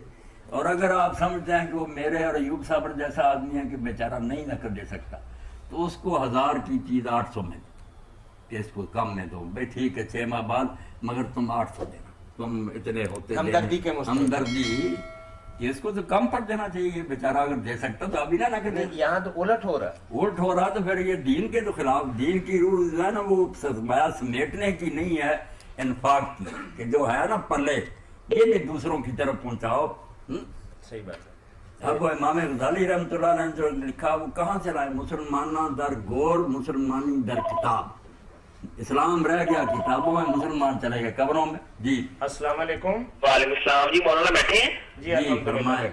اچھا جی مولانا، آپ سے پہلا کوشچن پوچھنا تھا کہ قرآن کو پڑھتے وقت آپ فرماتے ہیں کہ وضو ضروری ہے، تو اس میں ایک ایسا آدمی جو نیا قرآن کی طرف متوجہ ہو رہا ہے، ہاں ہاں، تو اس کے لیے بھی کیا یعنی کہ کوئی گنجائش نکلتی ہے اس حوالے سے یا نہیں، یا گناہ ہوگا اگر نہیں پڑھیں گے وضو کرے بغیر نہیں پڑھیں گے قرآن؟ نہیں، اگر نیا بندہ چاہے گا کہ میں اسلام بھی لے اور نمازیں 6 مہینے کے بعد شروع کروں کہ میری عادت بن جائے، تو کیا اس کو اجازت دے دیں گے آپ؟ وہ تو بگاڑ دیں گے نا، جب وہ اللہ کی توفیق سے آیا ہے نا قرآن کی طرف تو اس کو تو پورے پہلے پروٹوکول کے بتائے، ساتھ۔ ہاں اس کو یہی بتائے کہ یہ بھائی عام کتاب نہیں جو آپ پڑھنی شروع کر رہے ہیں، یہ تو اللہ کا کلام ہے، اس کا بڑا مقام اور مرتبہ ہے، اس لیے باوضو چھونا ہے اس کو۔ باقی اگر کوئی وضو میں نہیں زبانی یاد ہے تو وہ تو جائز ہے ہی، زبانی تو پڑھ سکتا اگر جنبی نہ ہو، مگر ویسے چھونا جو ہے نا، یہ شیخ ابن عبد الباد ابن باز رحمۃ اللہ علیہ کا فتویٰ صحیح تھا، وہ کہتے ہیں یہ کیوں کہتے ہیں کہ چھو لو، جب صحیح اور حسن حدیثیں اور صحابہ کرام کا کہ اگر ذرا دیکھا کہ اس نے جو چھو لیا ذکر کو، حضرت سعد بن نبی وقاص قرآن سنا رہے تھے، خادم نے قرآن ہاتھ میں پکڑا ہوا تھا، اس نے اپنے ذکر کو چھوا۔ اب یہ بھی بعض روایتوں میں آتا ہے کہ ذکر کو جو چھوئے وہ وضو کرے، آپ نے پوچھا تم نے ذکر کو چھوا؟ اس نے کہا فرمایا رکھ دے قرآن، وضو کر کے آ۔ اس لیے علامہ البانی صاحب نے رواه الغریب میں کہا یار حدیثیں بھی صحیح کہ آپ نے گورنوں کو لکھ کر دیا کہ علاقوں میں کہہ دو کہ قرآن کو کوئی بغیر پاک کے نہ چھوئے، اب توجیہ کر لی ربانی صاحب نے کہ پاک سے مراد مسلمان ہو، تو یہ تو اس کا مطلب یہ نکلا کہ پھر وضو کی بھی نماز کے لیے ضروری پاک ہی ہونی لوگ ضروری تھے، مسلمان تو جب پاک ہی ہے آپ کے خیال میں تو پھر جنبی ہے بے وضو ہے پاک ہی پاک ہے، کیا عجیب تماشا آپ نے بنا رکھا ہے۔ اسلام میں جب کہتے ہیں پاک ہے تو ہوتا ہے کہ وضو کر کے یا غسل کر کے وہ پاک ہو، کلمے سے جو پاک ہے وہ مراد نہیں ہوتی، ورنہ تو پھر وضو غسل سارے ختم ہو جائیں گے، وہ کہے گا پاک تو ہوں ہی میں کلمہ کو، تو یہ بالکل غلط تشریح ہے، لا یمس القرآن الا طاہر، کوئی آدمی جو پاک نہیں باوضو نہیں وہ قرآن کو نہ چھوئے۔ ارواح الغریب کی پہلی جلد ان لوگوں کو پڑھنی تھی، پوری بحث کی ہے حدیث پر بھی اور آثار صحابہ پر بھی۔ جی بھائی کچھ اور پوچھیں؟ اچھا مولانا یہ پوچھنا تھا کہ یہ عورتوں کا سنا یہ منع کیا گیا کہ اونچی چوٹی بنانا جو ہے بت یا جوڑا ہے بنانا اوپر کر کے، وہ واقعی منع ہے صحیح حدیث سے؟ ہاں وہ حدیث پاک میں جو آتا ہے نا کہ قیامت سے پہلے میری امت میں ایسی عورتیں پیدا ہوں گی جن کے سر بختی اونٹوں کی کوہانوں کی طرح ہوں گے، تو یہی ہے کہ اونچے اونچے چونڈے اور بڑا کچھ اوپر بنایا ہوا، اوپر کو سر اٹھے ہوئے، تو یعنی صحیح حدیث صحیح ہے یعنی؟ صحیح حدیث کی وہ جنت کی خوشبو بھی نہیں سونگی۔ ہاں اچھا مولانا ایک تھوڑا سا بات یہ ہے کہ کہا جاتا ہے کہ پہلے دور میں جو بس تھا میرے بچے آپ کی بات کے ساتھ ذرا وضاحت کر دوں، میری بہنیں بھی سن رہی ہیں، جس شہر میں بھی عورت کی یہ نیت معلوم ہوتی ہے نا کہ لوگ میری طرف دھیان کریں، بس وہ حرام ہے، اس کے اندر شیطان گھس گیا ہے، وہ ناپاک ہو چکی ہے، چال میں ہو، خوشبو لگائی ہوئی ہو، چونڈا ہو، بڑی کپڑے ہوں، کوئی ایسی شاید جس سے یہ جھلکتا ہے، اس کا ارادہ ہے کہ لوگ میری طرف متوجہ ہوں، بس وہ ناپاک ہو چکی ہے، وہ تہجدیں پڑھیں نمازیں پڑھیں کچھ اس کے اندر نہ بے حیائی گھس گئی، یہ نیت ہی فحشا کی۔ صحیح۔ اچھا مولانا ایک بات پوچھنی تھی کہ کہتے ہیں کہ پہلے دور میں جو تھا نا وہ کپڑا لٹکانا جو تھا نیچے وہ تکبر کی نشانی تھی، تو کہتے ہیں آج کل جو ہے اچھا موبائل رکھنا یا اچھی سگریٹ پینا تکبر کی نشانی ہے، تو کہا جاتا ہے کہ اگر یعنی کہ پینٹ وغیرہ جو ہے پینٹ کوٹ آپ نے پہنا ہوا تو وہ گھٹنوں سے ٹخنوں سے نیچے بھی ہو جائے تو ایسی کوئی بات نہیں ہے، تو اس میں گنجائش ہے کوئی؟ اب نہیں، پہلا زمانہ تھا، یہ آج کا مسئلہ ہے کہ کیا لوگوں نے آپ ہی بنا لیا کہ نیچے جو ہے وہ حرام ہے، حرام نہیں، اس میں شرط لگی ہوئی تھی کہ خویا لا جو تکبر سے لٹکا ہے اس کی طرف اللہ نہیں دیکھے گا، اس پر یہ ہے یہ عذاب، خویا لا تو اس میں صاف تھا کہ جو تکبر سے کرے، اس لیے صحیح بات تو یہی ہے کہ تکبر سے کوئی پہلے کرتا تھا یا اب کرتا وہ حرام، اور اگر تکبر نہیں تو اگر کوئی بچے اچھا کرے رکھنے سے اوپر تو ٹھیک ہے، حرام نہیں، ناجائز نہیں، اس کو کہیں گے مکروہ تنزیہ، کہ بچتا تو اچھا تھا ورنہ حرج نہیں تھا۔ صحیح بات تو یہی ہے، کیا کریں دلائل مجبور کر دیں کہ حدیث میں خود شرط ہے تکبر کی۔ وہ کئی مرتبہ ہم لوگوں کے سامنے کہہ دیتے ہیں، بعض علماء کے کہنے پر کہ بھائی نہیں لٹکانا چاہیے، مگر حدیث جو ہے نا جتنی نکال کر دیکھیں گے جس میں بھی یہ منع آیا وہ لکھا ہوگا بطرن او خوالا، جو تکبر اور غرور سے ایسا کرے اس کو ہے، دوسرے کو نہیں۔ سوال ہے کہ نہیں اب نہیں کریں گے، اب اگلے اتوار کریں گے۔ اب نہیں، آپ کے آپ نے سوال 3 سوالوں کے جواب دے دیے، اب بہت آپ سی دنیا جانتے ہیں میں یہاں تو بے شمار دنیا سارے منتظر ہوتی کہ اتوار بہت آئے، بہت شکریہ بھائی آپ کا، اتوار کے منتظر ہوتے ہیں۔ صحیح بات ہے۔ جی۔ مولانا ایک آپ نے قسطوں کے حوالے سے تو اس الحمدللہ بچے نے بھی پوچھا، اس کا بھی سوال درمیان میں چلو عادت کہ یہ طلاقیں دے چکا ہے، اب کہتا ہے کہ کوئی 8 دن رہتے ہیں 3 مہینوں میں سے، تو میں نے اس کو بتایا کہ یہ 3 طلاقیں تو کوئی چیز نہیں، 1000 بھی آپ نے دے دی نا تو ایک ہی ہے۔ اگر 3 حیض نہیں گزرے، جس عورت کو حیض آ رہے ہو نا منتھلی کورسز، اس کو تو یہ دیکھیں گے تھوڑے دنوں میں پورے ہوں یا زیادہ میں ہوں، کئی کے باقاعدہ ہوتے ہیں، تو 3 حیض، جو بوڑھی عمر کی ہو یا بیمار ہو گئی اب حیض نہیں، 3 مہینے اس کے 90 دن، ان کے 3 حیض دیکھنے ہیں کہ جب طلاق دی اس کے بعد گزرتے یہیں سے کنٹینیو کریں۔ جی جی خیر۔ السلام علیکم۔ سر میں نے پوچھنا تھا کہ جو صدقہ ہوتا ہے یہ کن کن لوگوں کو دیا جا سکتا ہے؟ مولوی صاحب کو دیا جا سکتا ہے؟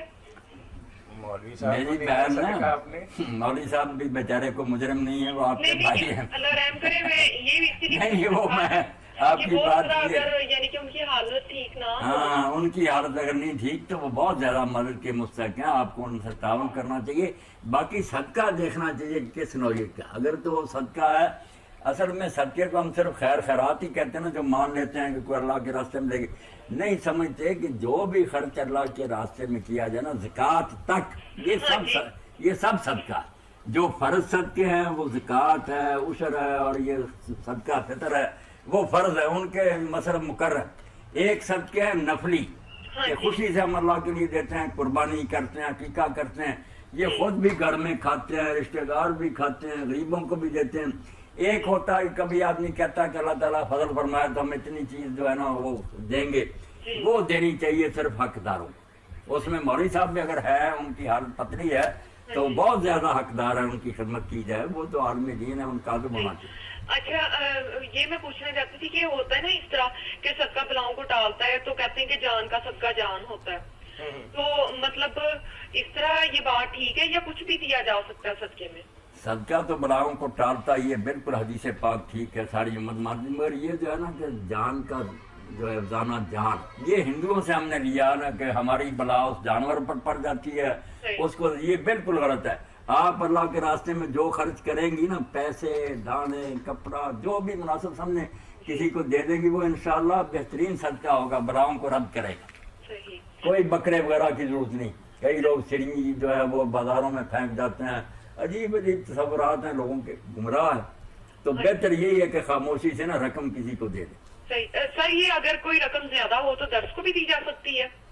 درس جو ہے نا وہاں بہت جن لوگوں کو فنڈ ملتے ہیں، ماشاءاللہ ہمارے لوگ کرتے ہیں، کرنی بھی چاہیے، مگر یہ سب کے جو ہے نا غریب مسکین بھی آپ کے ارد بہت ہوں گے، خاندان میں بھی ہوں گے کئی، تو ان کے بارے میں تو ضرور فرماتے ہیں نا اپنے خاندان کے لوگوں کو دے تو 2 ثواب ہو جاتے ہیں، غریب مسکین یتیم وغیرہ، ہاں ان کو دینا چاہیے، وہ رہ ہی جاتے ہیں۔ اپنے عزیز و اقارب میں کسی غریب کو دیکھیں اور اس کو دیں، زیادہ ثواب ہے، مولانا فرما رہے ہیں کہ 2 اجر ملے گا انشاءاللہ۔ اچھا سر میرا ایک اور سوال ہے کہ نا بچے پڑھنے کے لیے آتے ہیں یا ٹیوشن پڑھنے آتے ہیں یا ویسے قرآن پاک، تو 10 سال کے اوپر جو بچہ ہے کیا اس کو پڑھانا جائز ہے؟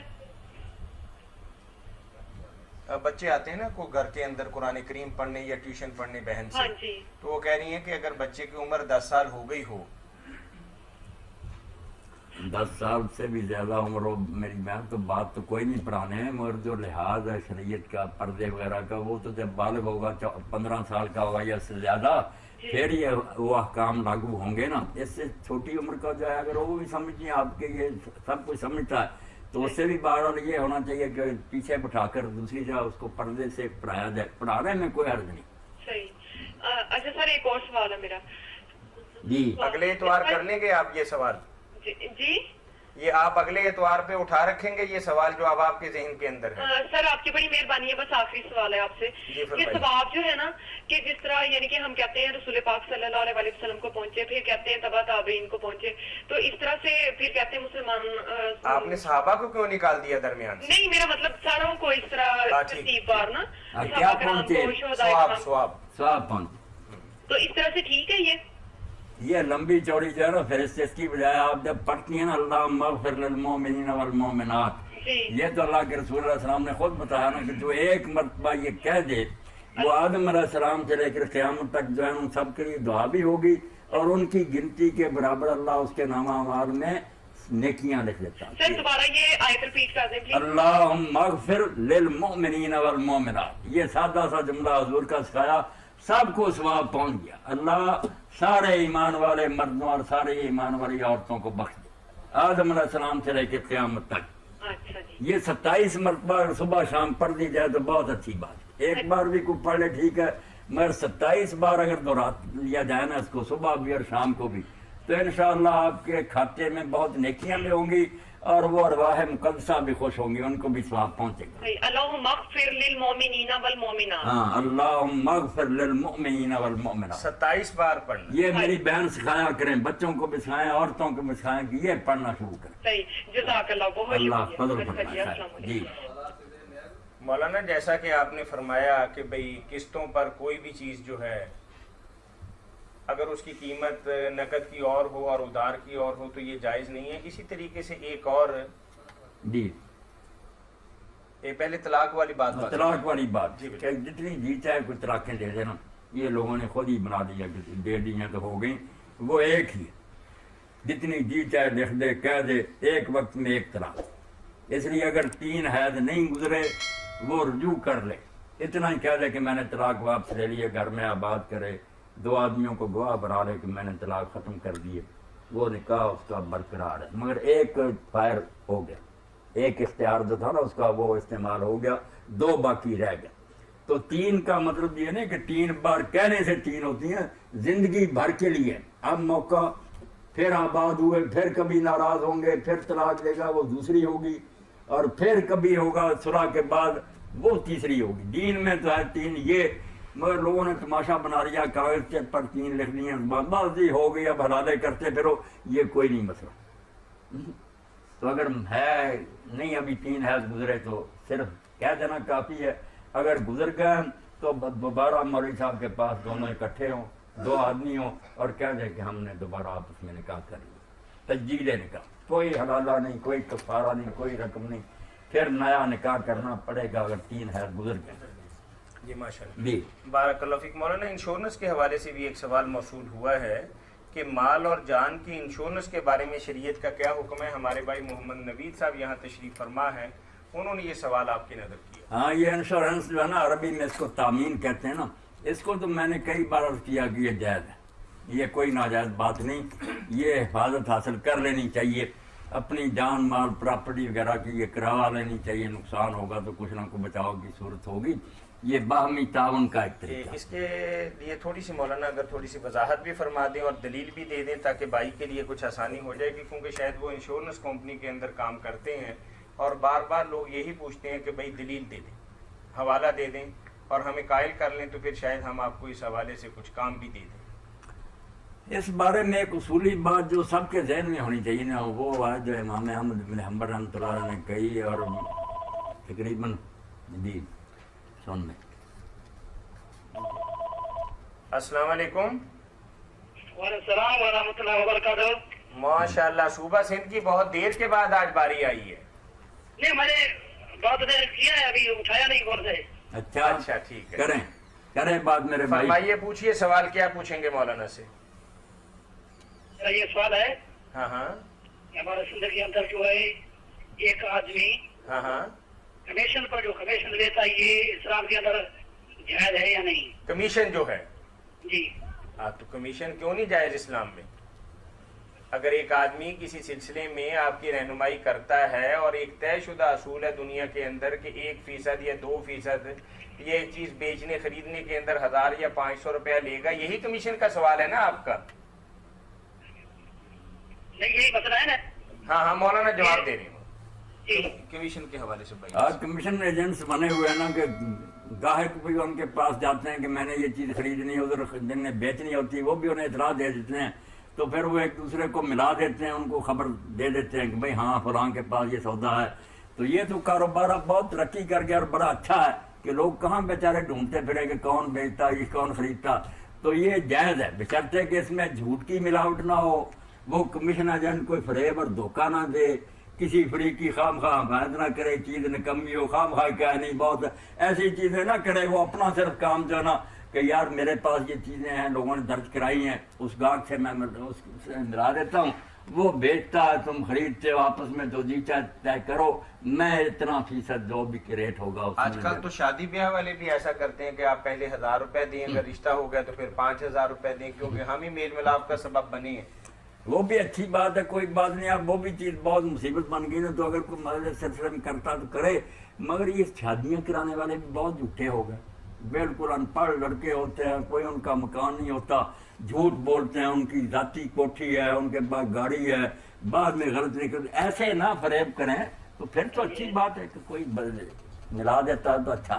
مفتی صاحب یہ بات ہے ہاں ہاں کیونکہ نبی صلی اللہ علیہ وسلم حدیث بھی ہے کیونکہ ایک مسلمان بھائی دوسرے مسلمان کو اپنا جس چیز کے اندر عیب ہے اس کو نہ دے, نہ دے.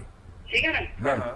جو ہے ایک آدمی کیا کرتا ہے, بیچ والا جو ہے نا 1000 کا لیتا ہے اور جو اس کے اندر عیب ہے وہ اس کو چھپا کے دوسرے مسلمان کو دے دیتا ہے. اس کے بارے میں آپ کے پاس کیا جواب ہے؟ نہیں مولانا تو پہلے ہی بتا چکے ہیں اپنی بات کی وضاحت کے اندر کہ دیکھیے ایک بندہ اگر میڈل مین جو ہے وہ ذمہ داری اور دیانتداری سے اپنا کردار ادا کرتا ہے, نہ بیچنے والے کو کوئی غلط بات کہتا ہے, نہ خریدنے والے کو کوئی غلط رہنمائی کرتا ہے, تو پھر تو اس کی آمدنی جو ہے وہ حلال ہے.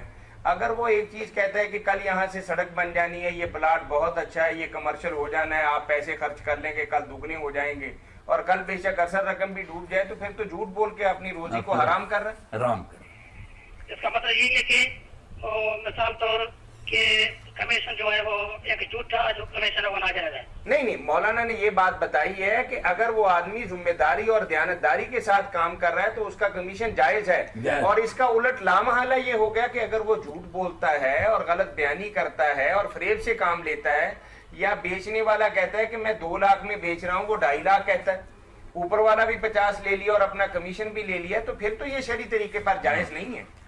کمیشن ایجنٹی تو میرے بھائی کوئی ناجائز نہیں, بشرطے کہ اس میں اور کوئی غلط چیز نہ ملا دے, جھوٹ فریب دھوکہ وغیرہ ایسا نہ کرے, تو پھر تو یہ ٹھیک ہے کاروبار. گاہک اور خریدار کو بتانا ملانا ان کی بات چیت کرانا اچھا ہے. یہ بہت اس دور میں ایک نا اچھا ادارہ ہے جس سے لوگوں کو فائدہ پہنچتا. جی اگر اس میں کوئی بدجانتی شامل کر رہے تو پھر جائز نہیں. جی کچھ اور پوچھیں گے آپ؟ جی کہ ہمارے صوبے سندھ کے اندر جو ہے یہ بہت بیماری ہے, ٹھیک ہے نا, یہ پوری دنیا کے اندر ہے.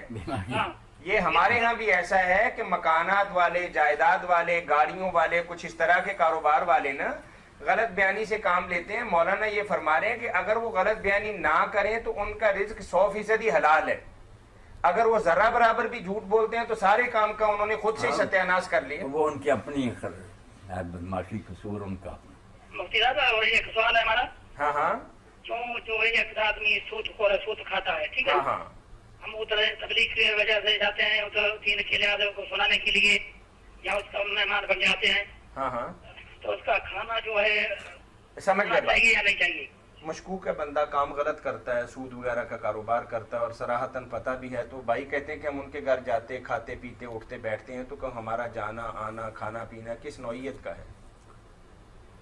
میرے بھائی اگر آپ پرہیز کرتے ہیں, ایسے لوگوں سے میل جول نہیں رکھتے, ان کے کھانے نہیں کھاتے, تو یہ بہت آپ کی اچھائی ہے.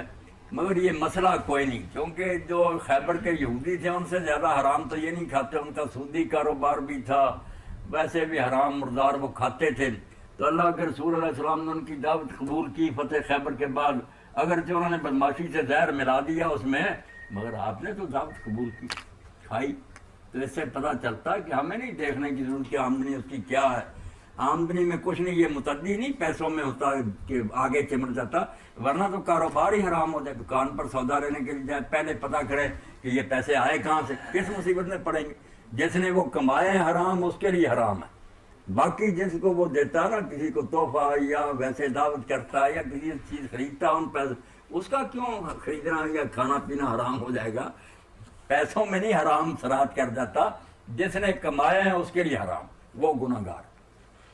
ہمارا باپ پورے سمجھ میں نہیں آیا تو یہ کہا کہ ہم اس کے پاس جاتے ہیں، وہ تو ہم کو پتا ہے وہ سود خور ہے. آپ جائیں اس کے پاس، کھائیں پیئیں موج کریں. مولانا یہ بات فرما رہے ہیں کہ یہود خیبر نے نبی کریم صلی اللہ علیہ وسلم کی بحیثیت یہودی ہونے کی دعوت کی تھی نا، آپ کے علم میں ہوگا.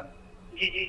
اب کون سا آپ کو تو پتا ہے کہ یہودی کیا کرتے ہیں، سود کا کاروبار بھی ان کا کھانا اور پینا اور ان کے کاروبار جو ہیں وہ بظاہراً کیا سب پتہ ہے کہ پوری دنیا کے اندر آج جو خرابی ہو رہی ہے اس کے بھی سبب جو ہیں وہ یہودی ہیں.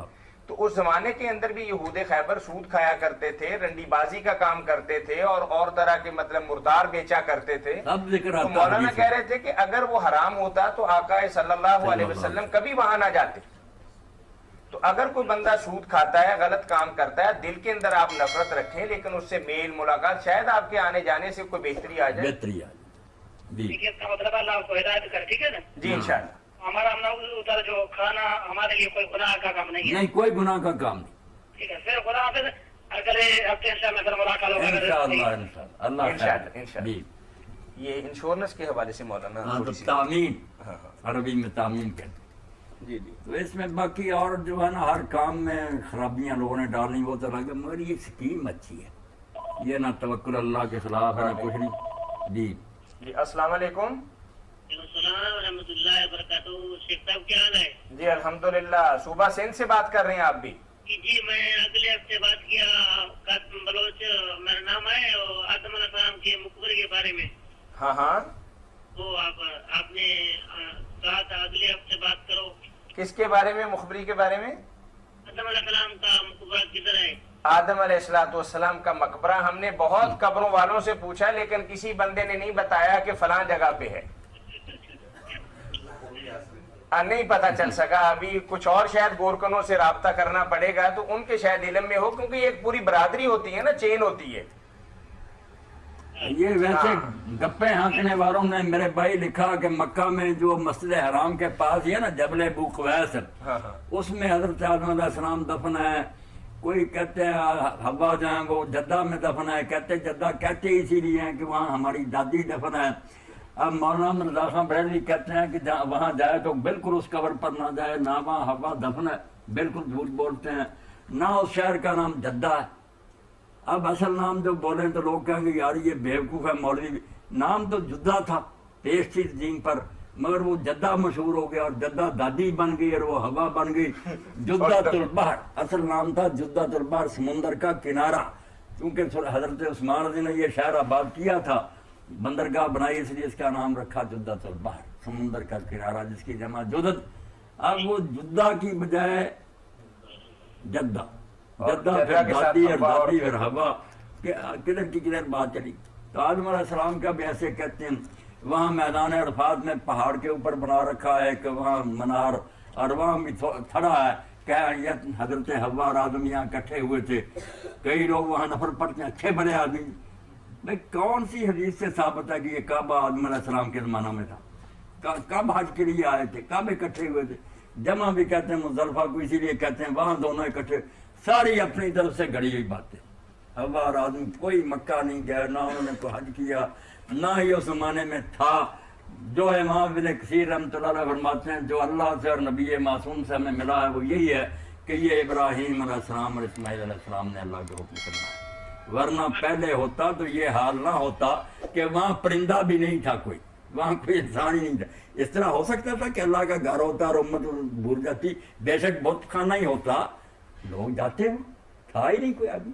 آدم علیہ السلام کے زمانہ سے نہیں تھا. یہ جو سب باتیں کہ پہلے فرشتوں نے بنایا، پھر آدم نے بنایا، پھر فلان، بے بنیاد. سچی بات یہ ابراہیم علیہ السلام بواد غیر ذی زرع، انہوں نے صرف بات کیا. ہاں ہاں. کہ آپ نے بولا کہ ہر ایک نے اپنا اپنا جگہ گڑا ہے، لیکن آپ نے کون سا جگہ گڑا ہے؟ ہم نے کوئی جگہ نہیں گھڑی. ہم کہتے ہیں جس بات کو آپ لوگ نہیں جانتے لا تکف ما لیس لک بہ علم، جس شے کا علم نہیں ہم اس کے پیچھے کیوں پڑے، ہم جھوٹ بولے. آپ یہ بتائیں کہ دین کے حوالے سے اس کا کیا فائدہ ہے؟ کل آپ شروع کر دیں گے کہ نوح علیہ السلام کی قبر کہاں، پھر ہو جائے گا کہ فلاں کی کہاں، کیا کرتے پھریں گے. اب دین کے جیسے ابن تیمیہ رحمۃ اللہ علیہ فرماتے ہیں کہ سچی بات تو یہ کہ دنیا میں صرف ایک قبر ہے یقینی معلوم نبی کی جو رسول کریم علیہ السلام کی، باقی ساری جو ہے نا وہ فرضی ہے، کسی کے پاس ثبوت نہیں ہے کہ ان کی ہے یا نہیں ہے. کئی انبیاء علیہ السلام کی قبریں تو کئی جگہ ہے، ایک ہی نبی کی وہاں بھی ہے وہاں بھی ہے، تماشا بنا رکھا. خود رسول کریم علیہ السلام کے ازواج مطہرات کا حال یہ ہے کہ ام حبیبہ کی اور ام سلمہ کی وہاں شام میں بنا رکھی ہیں، حالانکہ ساری دنیا کو پتا ہے کہ سوائے خدیجۃ الکبریٰ کے باقی ساری ازواج مطہرات مدینہ میں فوت ہوئی، وہاں ہی دفن، مگر وہاں بھی قبریں لوگ زیارتیں کر رہے ہیں وہاں. تو یہ بناوٹی. ادھر چین کی طرف حضرت جابر کی قبر بنی ہوئی ہے، کہیں سعد بن ابی وقاص کی بنی، توبہ وہ لوگ مدینے میں دفن ہیں. جی بھائی پوچھئے، کیا پوچھ رہے ہیں آپ؟ سر گناہ کیا ہے؟ ہاں آپ کسی جگہ کے اوپر نہیں پہنچ سکے سوال کا جواب میں؟ نہیں پہنچ سکے. ہم نے تو پہلے کہہ دیا نا کہ ہم نے معذرت کی ہے آپ سے کہ ہم کسی نتیجے تک نہیں پہنچ سکے. لا ادری، ہمیں کوئی پتہ نہیں اور نہ پتہ کرنے کی ضرورت ہے، بلکہ اس بارے میں سوال بھی ان چیزوں میں داخل ہے جو گناہ میں آتی ہیں، کہ جس کی ضرورت ہی نہیں وہ بات کیوں پوچھیں. چلے بہت شکریہ بھائی آپ کے کال کرنے کا. مولانا آپ انشورنس کے حوالے سے تھوڑی سی انشورنس کے بارے میں کہہ رہا تھا کہ یہ بالکل وہی ادارہ ہے جو رسول کریم علیہ السلام کے زمانے میں عاقلہ کا تھا، کہ جب غلطی سے کسی سے قتل ہو جاتا تھا. جی ماشاءاللہ آج تو کالا. السلام علیکم. جی مولانا. تو عاقلہ کا ادارہ مقرر ہوا کہ غلطی سے قتل ہو جائے. السلام علیکم. السلام علیکم. جی وعلیکم السلام ورحمۃ اللہ. جی میں بابر بات کر رہا ہوں. جی یہ میں قاری صاحب سے ایک بات پوچھنی ہے. جی پوچھئے بھائی. کہ میری ابھی شادی ہوئی ہے، تقریباً 15-20 دن ہو چکے ہیں. اللہ مبارک کرے، مہربانی. خیر مبارک. اور میری بیوی کو جی غصہ بہت آتا ہے. اچھا جی تو غصے میں اسے کیا کرنا چاہیے؟ غصے میں آپ یہ بتائیں کہ وہ کرتی کیا ہے؟ کہیں آپ کو پیٹتی تو نہیں؟ باقی تو بعد میں بتائیں گے نا. بابر بھائی آپ بتائیں نا کہ غصے کی حالت کے اندر مار تو نہیں کھائی؟ نہیں جی مار تو نہیں کھائی. ہاں لیکن وہ غصے میں آ جاتے ہیں. کون غصے میں آ جاتے ہیں؟ بیگم صاحبہ جی. کوئی بات نہیں بابر، یہی تو آپ کے مرد ہونے کا تقاضا ہے کہ آپ اس کے غصے کو برداشت کریں، اس وقت آپ ہنسا کریں، اس سے دل لگی کریں. آپ کو رسالت مآب علیہ السلام کی یہ حدیث پاک یاد رکھنی چاہیے کہ لا یفرق مؤمن مؤمنۃ، کسی مومن کو مومن بیوی سے نفرت نہیں کرنی چاہیے. ان کرا منا خلقن، اگر اس کی کوئی عادت ناپسند ہے، رضی منا آخرہ، تو کوئی دوسری اچھی بھی تو ہوگی.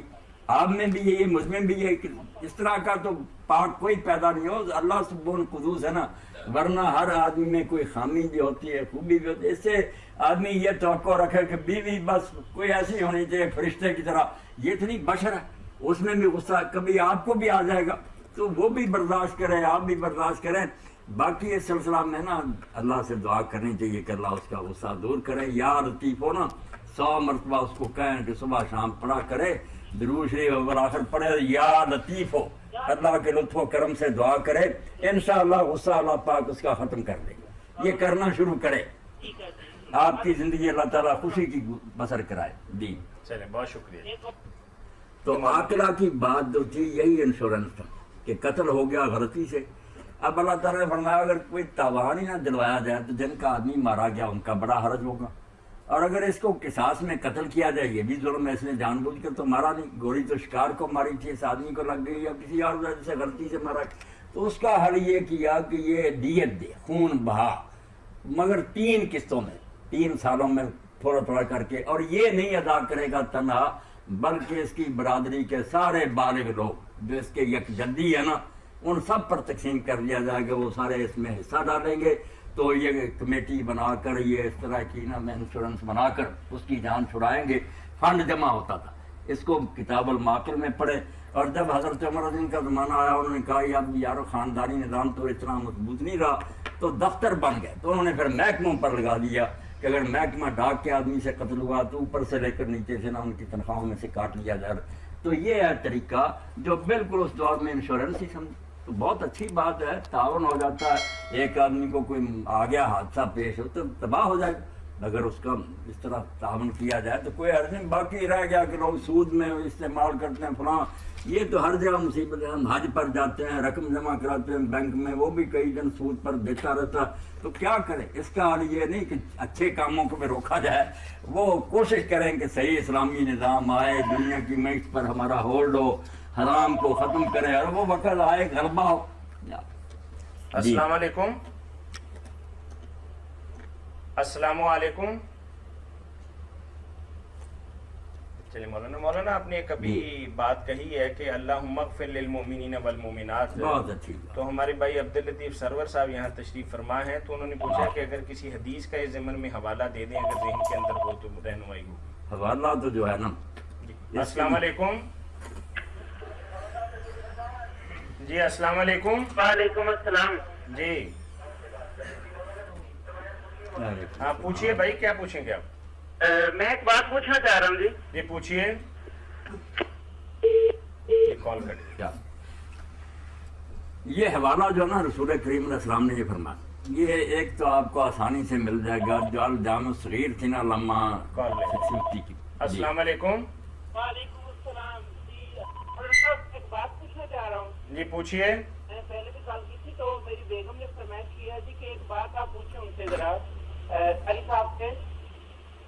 ہاں کہ ابھی شادی ہوئی ہے ان کی والدہ فوت ہوئے بھی تقریباً ابھی تھوڑی دیر ہوئی ہے، 2 ماہ ہو گئے تقریباً. اللہ مغفرت فرمائے، رحمت. تو وہ کہتے ہیں کہ جی مجھے گھر بہت یاد آتی ہے، بہت زیادہ. تو جب گھر میں جاتے تو زیادہ پریشان ہو جاتے ہیں، بیمار ہو جاتے ہیں یہ. اچھا. تو یہ آپ پوچھنا چاہ رہے ہیں کہ مجھے ایسے میں کیا کرنا چاہیے؟ زیادہ ٹیمپریچر ہو جاتا ہے، بخار ہو جاتا ہے، سر میں درد بھی شروع ہو جاتی ہے. یاد آتی ہے نا بہت زیادہ والدہ کی. والدہ کی یاد پھر اتنی جلدی پیچھا تو نہیں چھوڑ سکتی. والدہ سے زیادہ کسی کی موت انسان کے لیے نا زیادہ دردناک نہیں. سب سے بڑا آسان ہے تو یہی ہے کہ کسی کی والدہ اس سے بچھڑ جائے. اگر وہ بچہ واقعی شریف ہے تو ماں تو پھر ایسی چیز ہے نا کہ اس کو بلا نہیں سکتا. اب ہم دیکھتے ہیں نا کہ رسول کریم علیہ السلام اللہ کے حبیب تھے، کائنات کے سردار تھے، لشکر ہمراہ تھا آپ کے فتح مکہ کے موقع پر. تو آپ لوگوں سے الگ ایک طرف کو چلے گئے. اب لوگ بھی پیچھے پیچھے گئے تو آپ نے دیکھا کہ ایک ویران سی قبر ہے، وہاں حضور بیٹھ گئے. اتنا روئے کہ آپ کے رونے کی وجہ سے لشکر بھی رو پڑا. تو لوگوں نے پوچھا کہ اللہ کے رسول کیا بات ہے آپ یہاں آئے روئے؟ فرمایا کہ ماں کی قبر اور میں نے اللہ سے اجازت مانگی تھی تو مجھے زیارت کی اجازت ملی ہے. تو اتنی مدت بعد کائنات کے سردار ہوتے ہوئے آپ کو ماں کی یاد نے رلا دی. اس لیے ماں کے بارے میں اگر کوئی بچہ پریشان ہوتا ہے تو یہ واقعی اس کے جگر گوشہ ہونے کا حق ہے. وہ ٹکڑا تھا ماں کا، تو کوئی بات نہیں، آہستہ آہستہ یہ صدمہ جو ہے نا یہ ختم ہوگا.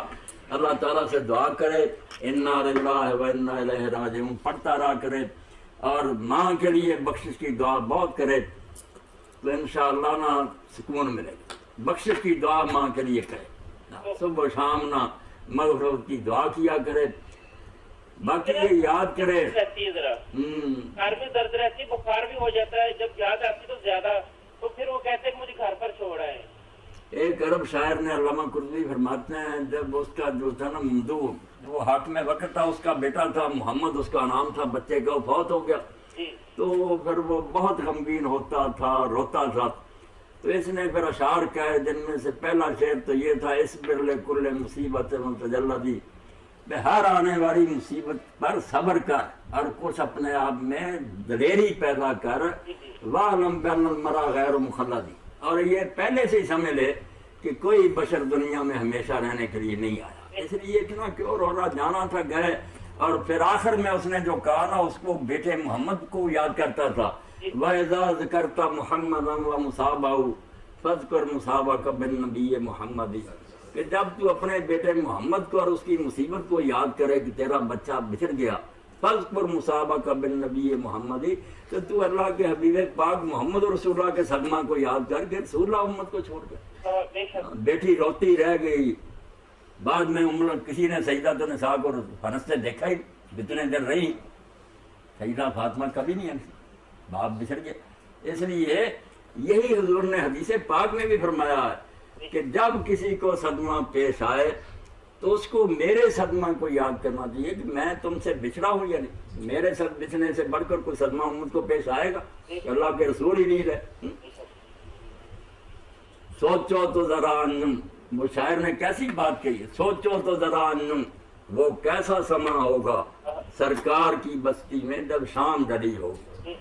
جب مغرب ہوئی اور لوگوں نے دیکھا کہ آج رسول اللہ تو ہے نہیں، مسجد نبی تو خالی ہوگی، تو پھر مدینہ ہی جانتا نا، جیسے حضرت انس کہتے ہیں کہ جیسے حضور مدینہ میں آئے ہر چیز چمک اٹھی، اور جب حضور فوت ہوئے تو ہمیں یہی محسوس ہوا کہ مدینہ میں تو اندھیرا چھا گیا، یہ تو بستی ہو نہیں رہی۔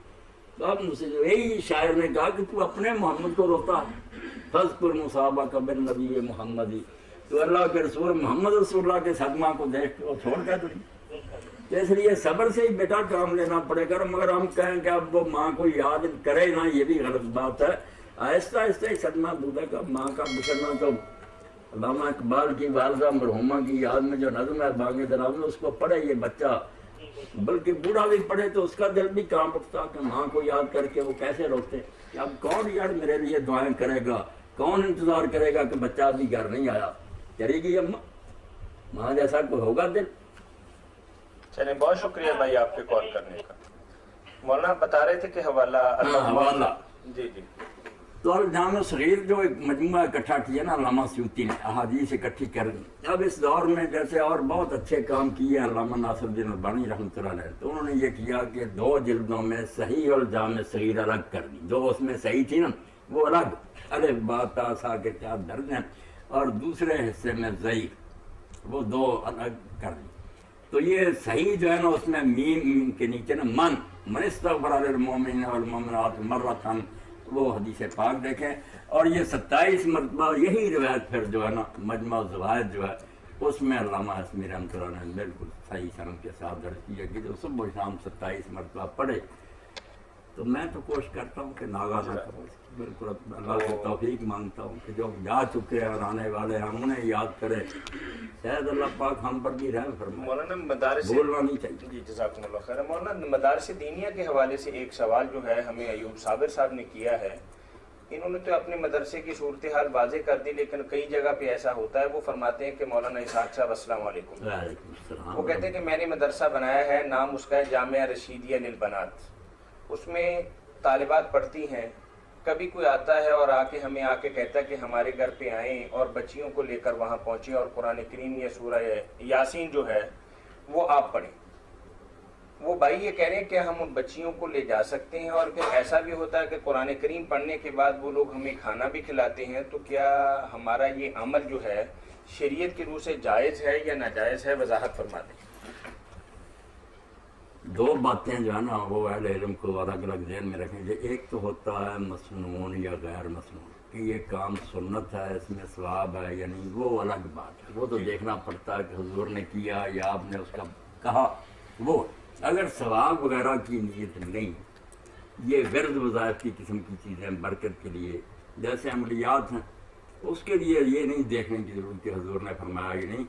اس میں جو خلط ملط کر دیتے ہیں وہ قدم قدم پر پھر ٹکراتے ہیں کہ یہ یار نواب صدیق الحسن نے کیسے اعمال لکھے ہیں، شاہ ولی اللہ نے کیسے لکھے ہیں، یہ حدیث میں کہا بھائی انہوں نے ثواب کے لیے نہیں لکھے کہ یہ کرو گے تو اتنا ثواب ملے گا، وہ ہوتا تو ہم حدیث مانتے۔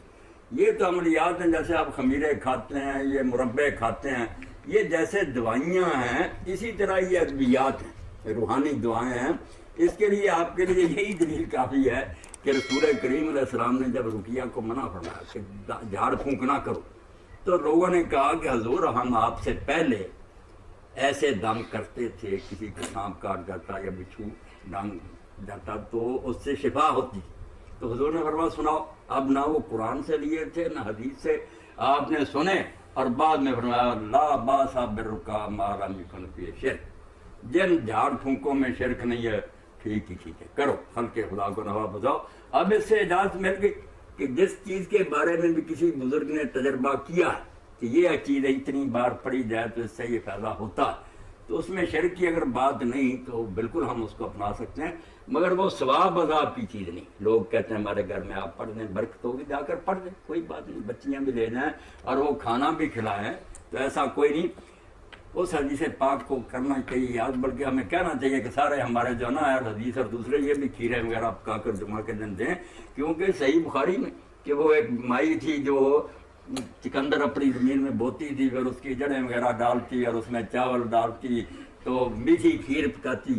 تو صحابہ کرام رضوان اللہ علیہ مجمعین فرماتے ہیں ہم جمعہ کے دن کے منتظر رہتے کہ اول وقت کی حضور جمعہ پڑھا دیتے تھے، دن ڈالتے، پھر ہم اس اماں کے پاس جاتے، وہ ہمیں وہ کھیر کھلاتی.